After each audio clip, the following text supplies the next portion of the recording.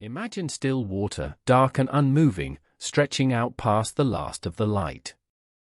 Reeds stand in it, taller than a person, whispering when the wind moves through them, though tonight there is almost no wind at all.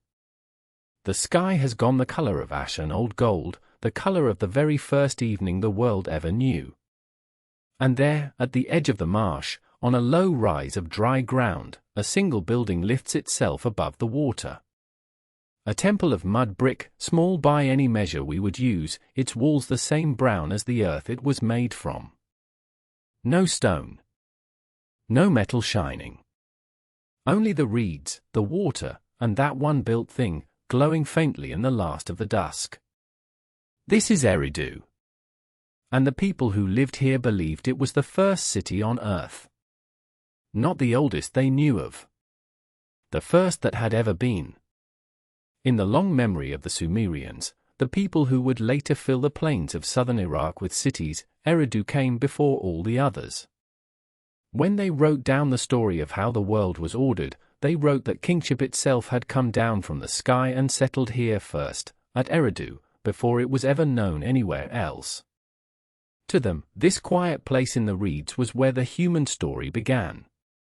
Let us go there slowly tonight, the way you would walk toward it across the marsh, and see what was true, and what was dreamed. The land is called Sumer.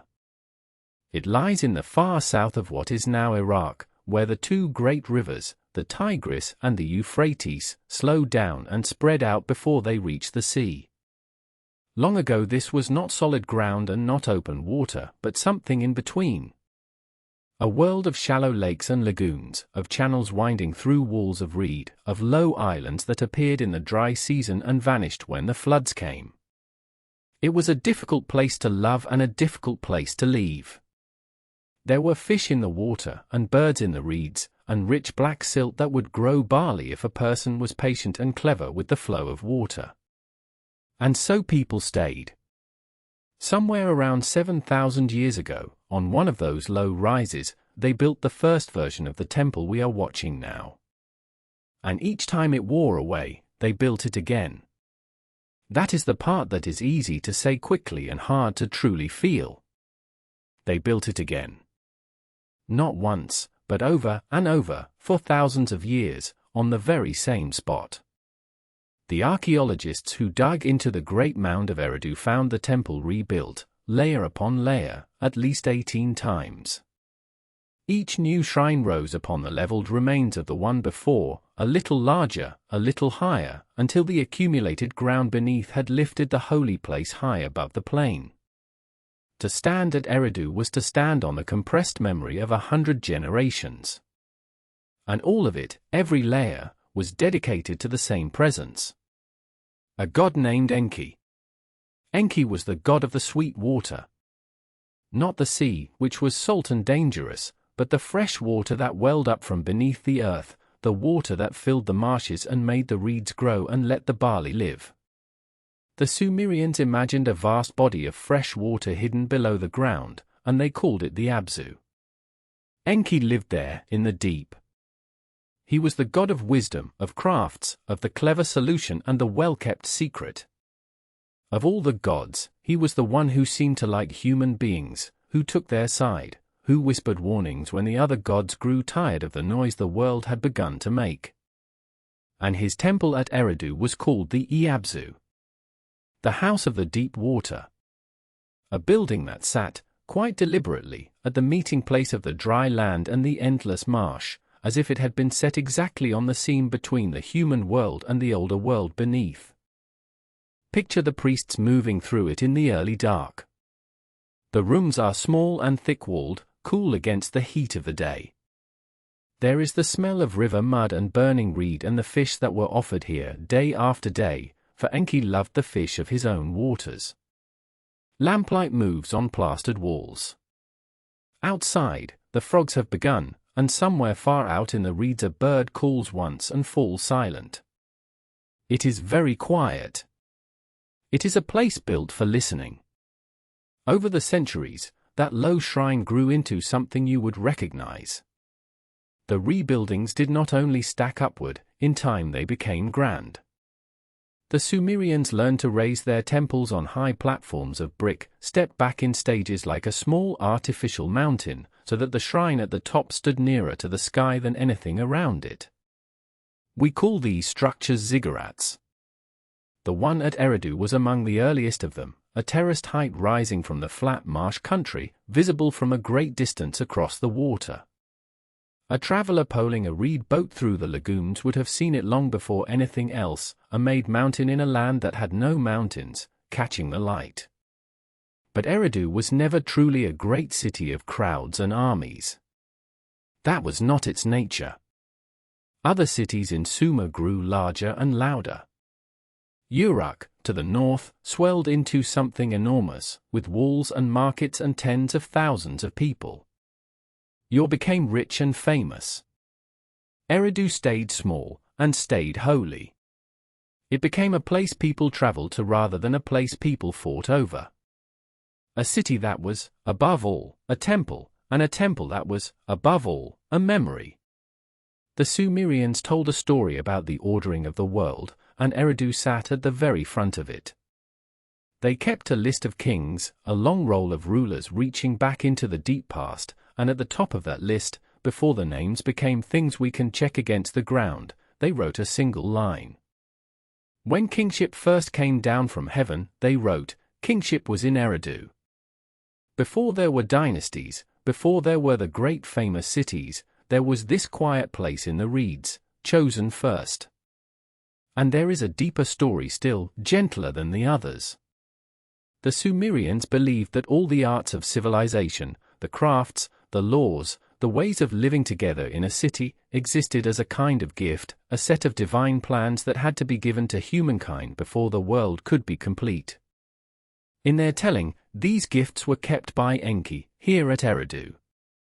Everything that made a city was imagined to have begun in his house, by the water, and to have traveled out from there into the wider world. So when a Sumerian thought of where order came from, where the very idea of the city had first been set down, they thought of this place. Not a fortress. Not a palace.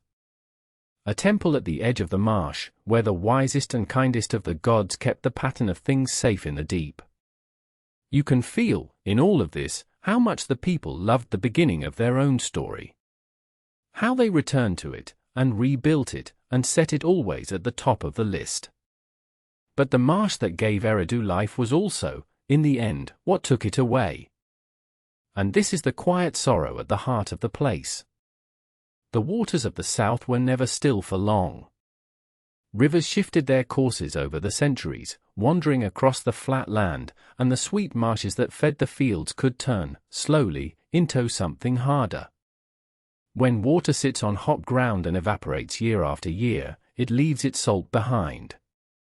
Grain by grain, season by season, the salt built up in the soil around Eridu, until the barley grew thin and pale and then would not grow well at all. The channels that had carried fresh water silted up or turned aside. The green reed world drew back. And a fine dust began to blow across ground that had once been wet. There was no single terrible day. That is what makes it so tender. No army burned Eridu, no flood swallowed it whole. It simply became a little harder to live there each generation, until one year there were fewer people than the year before, and then fewer still. The offerings to Enki grew smaller. The rebuilding stopped. The last version of the great temple was left to stand, and then to lean, and then to soften back toward the earth it had always been made of. And the people went, quietly, the way people do, carrying what they could to other cities that still had water. Eridu was not destroyed. It was let go. Imagine it in that last stage. The step temple still rising against the sky, but empty now, its rooms full of drifting sand. The marsh a memory, marked only by a white crust of salt where the water used to be. The reeds gone. The frogs gone. A great silence over the mound where, for thousands of years, there had been lamplight and fish and the low sound of prayer. The first city on earth, the Sumerians had called it, and now it stood alone under the same ash and gold evening sky that had watched over its very first stone. For a long time afterward, Eridu was remembered even in its emptiness. Later kings, ruling from grander cities, would still call themselves lords of Eridu, still borrow its ancient holiness, the way we borrow the light of a star that has long since gone out. Its name meant sacredness, an origin, and the deep beginning of things, long after no one lived there at all. And then even the memory thinned. The mound sank lower under the wind and the sand. The plains of the south fell quiet in that whole region, and the Marsh people moved elsewhere, and for thousands of years Eridu was only a low hill in a wide brown emptiness, its temple a shape you would have to be told to notice. But it was still there. The layers were still there, one pressed beneath the next, 18 shrines deep. The bones of the fish that had been offered to Enki were still in the ground. The first plans of the first temple, laid down when the marsh was young, still held their shape beneath everything that had been built on top of them.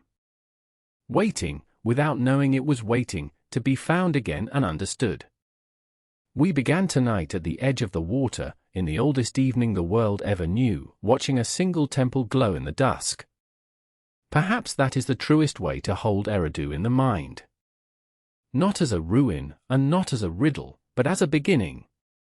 A place where people first decided to stay in one spot, to build and rebuild, to gather their arts and their stories and set them safely by the water, and to say to one another, in the language before all the other languages we know, here is where it started. Here is the first city. The salt has covered it now, and the reeds are long gone. But the beginning is still down there, patient in the dark, keeping the shape of the very first thing we ever built together. Let that stay with you as you drift off. The still water. The reeds. The one small light at the edge of the world, and all the quiet years that grew around it. If you've enjoyed this story, you can subscribe. More like this, next week. Sleep well.